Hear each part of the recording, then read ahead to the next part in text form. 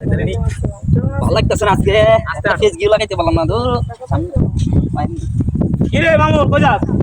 যাই তো ওই যে খেতে যাই একটু খেতটা দেখতাম তাই যাই তোর লাগে দেওয়া হয়েছে ভালো হয়েছে একটু কথা কইতাম চাই তোরে ইয়া ইদানিং বলে খুব চুরি চামারি এলাকায় বেড়ে গেছে আবার তোর নামে কিছু শুনি আজে বাজে কথা তুই বলে অমুকের ঘর থেকে গল থেকে গরু চুরি করে লাইছস ওই অমুকের পোলা কাশেমের পোলা কি জানি নাম আর জহিরুল ওই জহিরুলে কইয়া বেড়াইতেছে পুরো এলাকা ছড়াই লাইছে তোরে কি এটা কি কস?